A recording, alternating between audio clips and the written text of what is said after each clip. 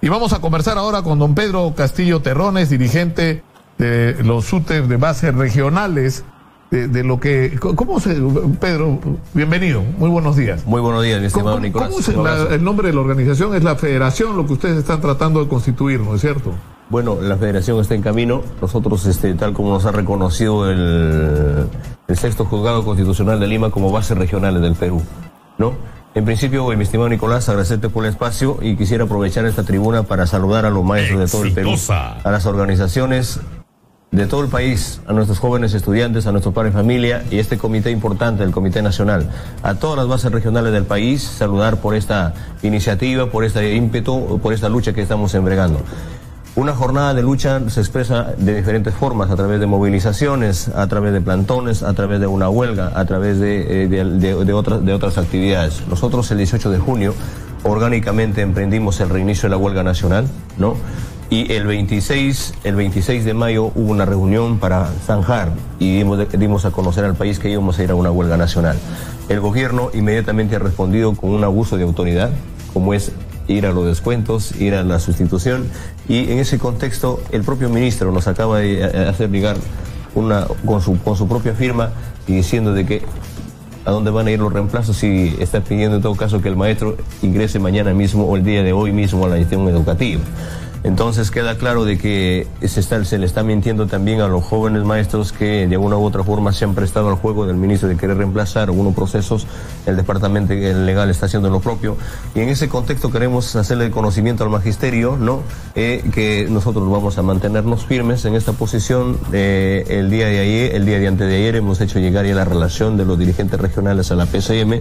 Estamos seguros que en el transcurso de las horas se va a fijar una fecha para conversar también con el propio Premier, y en ese contexto dejar sentada la posición del Magisterio Nacional, toda vez de que el 18 de junio el gobierno iba a llevar a cabo la evaluación de desempeño docente a más de 17.000 maestras, no del nivel inicial.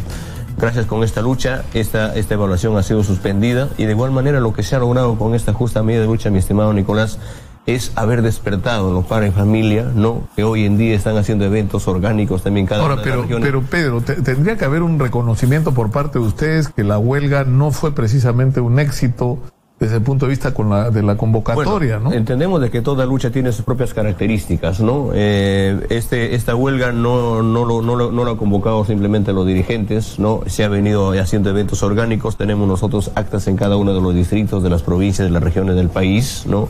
Y hemos llevado a cabo un evento nacional el día 26 de mayo, y a raíz de ahí se gesta esta huelga nacional. El hecho de que cuando los maestros todavía han tenido que frenar, hemos estado en esa etapa de resistencia la primera y segunda semana, porque el gobierno sale con todo el aparato opresor en cuanto a amenazar con los descuentos y los reemplazos. Los maestros han resistido, y es que por eso no han permitido que se den estos casos en cada una de las sujelas y Claro, pero también puede haber ocurrido... Simplemente, mi estimado Nicolás, piensa que hacer una huelga es concentrarnos netamente en Lima. Y no es así. No, nosotros hemos sido muy cuidadosos en evaluar cuál ha sido la situación en los diferentes lugares del país, y lo que es innegable es que en algunos lugares ha habido huelgas, pero ha sido en los menos, y no ha tenido la intensidad ni la convocatoria que tuvo el año pasado. Ahora, el tema es que yo creo que me da la impresión, y no sé si me equivoco en esto, que de parte de los maestros, así como el año pasado, la huelga fue lo que fue porque había un sentimiento acumulado de indignación, de molestia de los maestros. Yo creo que fue muy importante porque hizo despertar al país entero con respecto a la situación no solamente catastrófica, sino insostenible de la educación pública peruana. De que esto no podía seguir así, había que hacer un alto y había que cambiar las cosas, por un lado. Pero ahora yo creo que la percepción de los maestros es... O sea, ustedes han logrado espacios de diálogo, pese a no ser un sindicato oficialmente reconocido en el Ministerio de Trabajo, tienen abiertas las puertas para un diálogo, y la voluntad del Ministerio de Educación de reunirse con ustedes, es decir, que es como un espacio, como otro momento, ¿no es cierto?, de discusión. Y es más, hace 2 semanas estuvo con nosotros el Ministro de Educación y dijo cosas sobre la situación de la educación pública en el Perú, que yo no había escuchado antes en términos de diagnóstico con respecto a lo mal que está la situación. Es decir, al retraso que estamos de décadas. O sea, solamente una cifra era significativa. Él dijo, cuando yo le pregunto, ¿cuánto habría que invertir para resolver los problemas de infraestructura? 100.000 millones de soles. 100.000 millones de soles de infraestructura. Porque no ha habido mantenimiento, porque muchísimas escuelas están al borde de colapsar y porque no se ha construido toda la infraestructura que debe construirse. No solamente eso lo dice el ministro de Educación. No solamente es el clamor, mi estimado Nicolás, de las bases regionales. La respuesta en todo caso que ha traído el ministro acá a este espacio es producto de una reunión el 4 de junio que hemos traído nosotros en el propio ministro. Hemos hablado por más de 4 horas, 20 minutos. Y hemos hablado, los dirigentes, el mismo ministro ha reconocido, ustedes son los verdaderos dirigentes, interlocutores válidos, qué bien que nos ayuden. Pero hagamos algo, le hemos dicho al señor ministro, pues hagámonos a conversar, qué hay que hacer de nuestra parte y qué hay que hacer. Cuando hemos ido al Parlamento, a algunos voceros le hemos dicho, ¿qué es el problema? ¿Y por qué la ley general de educación donde estipula, por ejemplo, que el presupuesto debe ser mínimamente al 6%? Y cuando nos dice, pero el gobierno, ningún ministro de educación que ha pasado por la cartera, tiene la valentía y el coraje de presentar un proyecto de ley que solicite ya al Congreso, ¿no? Al contrario, el ministro que llega revierte al Tesoro Público a fin de cada año. Entonces, ¿qué cosa está pasando? O sea, ¿vamos a permitir que estas cosas sigan así? Cuando hemos ido, y ¿sabe qué? Lo que nosotros no queremos, en todo caso, ver de qué manera, con toda lucha tiene sus características, con esta huelga no quiere decir que nosotros, en todo caso, vamos a dejar de luchar. Nosotros vamos a estar permanentes, pero eso sí, quedamos claro con nosotros de que no nos vamos a sentar con la finalidad de que el maestro nos vamos simplemente a sacar algunos réditos de carácter personal o de grupo. Queremos que de una vez la educación se encamine para bien de todo el magisterio. Mire lo que está pasando ahora con el friaje. ¿Cuántos niños están muriendo en las partes altas del Perú? Y en Bolivia, que es el mismo friaje, no están muriendo los niños. Entonces, ¿quién es el asesino ahora? ¿Es el Estado o es el friaje?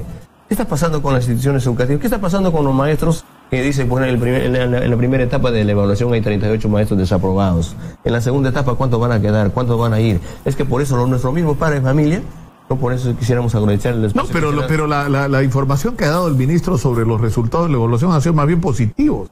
Que la mayor parte de los maestros aprobaron y aquellos que no aprobaron tienen la posibilidad de... El mismo ministro, ¿no?, se ha sincerado con nosotros que así como tiene parte también de la situación punitiva, él ha declarado eso y que es necesaria mejorarla, pero ¿en dónde se va a mejorar? Se tiene que mejorar conversando con los maestros y que se vea directamente el accionar del maestro allá donde está la escuela, en los espacios. Eso es lo que falta. Claro. Yo pienso que en el marco de este diálogo que vamos a sostener con el ministro, vamos a dejar sentada nuestra posición, vamos a llevar toda esta problemática y estamos seguros que a partir de ahí se va a gestar, en todo caso, otra etapa, con la finalidad de que se escuche, nos sentemos a conversar no solamente en el Ministerio con el Comité Nacional, sino también con los gobiernos regionales, ¿no? También con los dirigentes regionales en cada uno de ellos. Pero eso yo creo sinceramente, Pedro, y con el respeto y el afecto que tú sabes que te tengo y con el compromiso que en esta emisora hemos adquirido con los maestros. El maestro tiene un gran respeto a eso.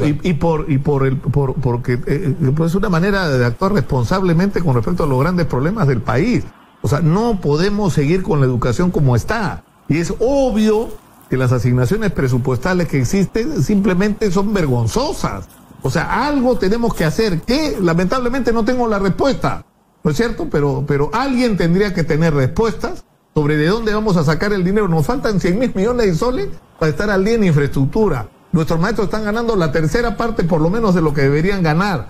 Necesitamos invertir dinero en calificarlos, necesitamos invertir dinero además en que las escuelas cambien la currícula, que nuestros chicos salgan preparados para el trabajo, para el futuro. Los chicos salen del colegio y no saben nada, no saben trabajar, no pueden acceder a la educación superior.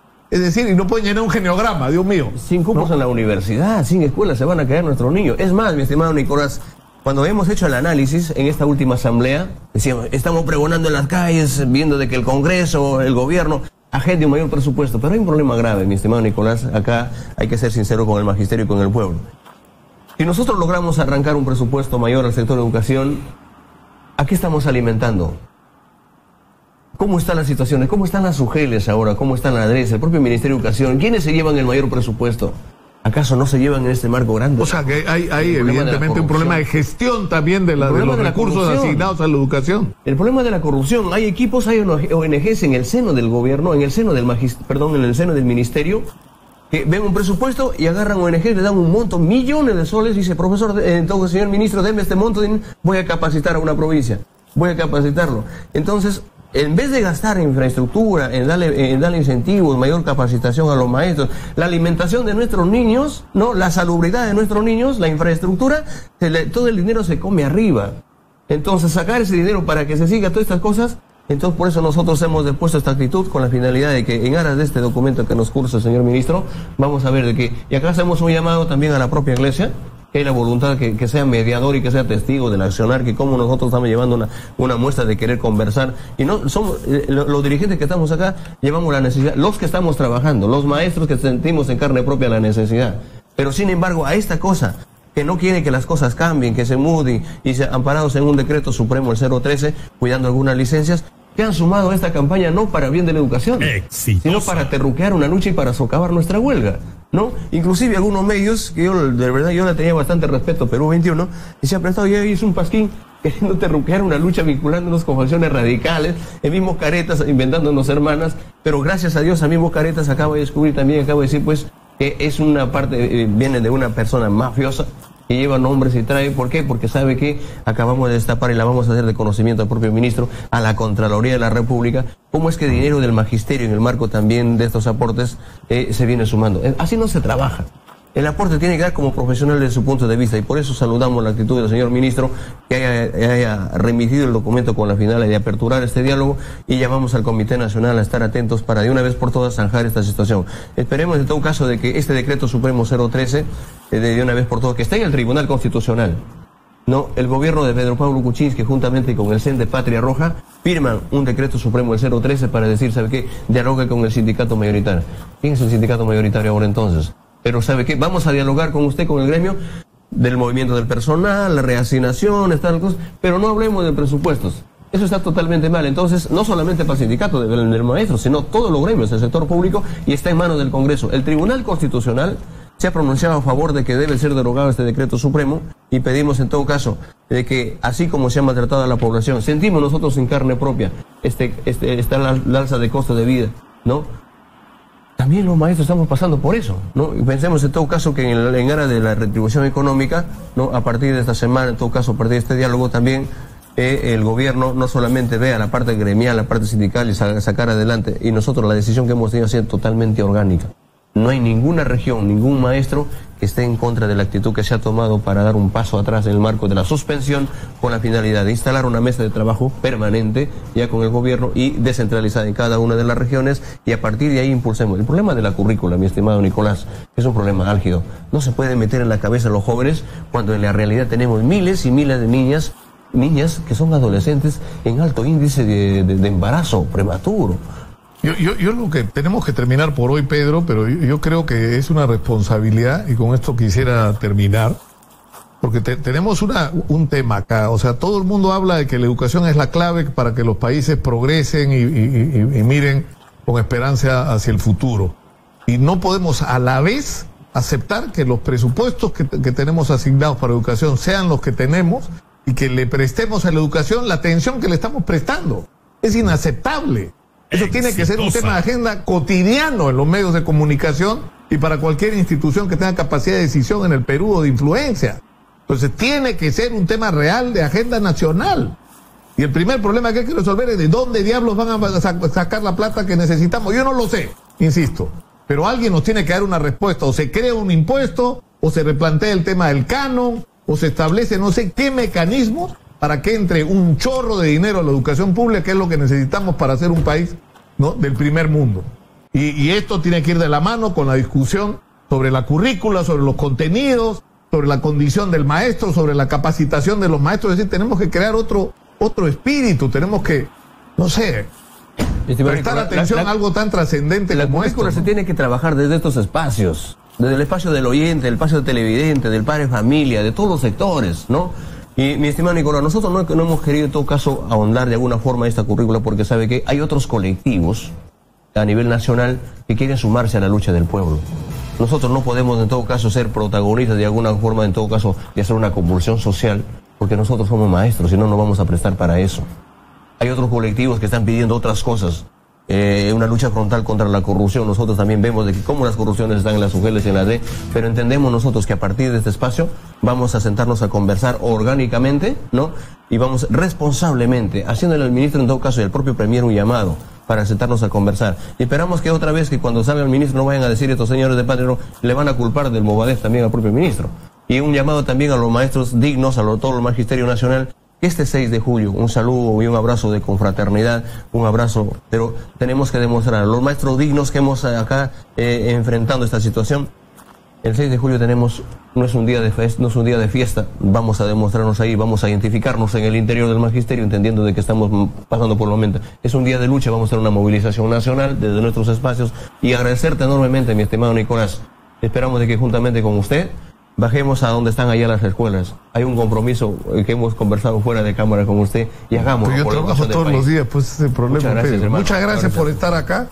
Y tienen ustedes nuestro compromiso, que yo creo que debe ser compartido por todos los medios de comunicación. Tenemos que hacer de la agenda de la educación un tema de todos los días, porque si no, es igual que la corrupción, no podemos apagar los reflectores, tenemos que mantenerlos encendidos. ¿Qué se ha hecho esta semana por mejorar la educación en el Perú? Esa es la pregunta que tenemos que hacernos todos desde donde estemos. Vamos a la pausa, regresamos.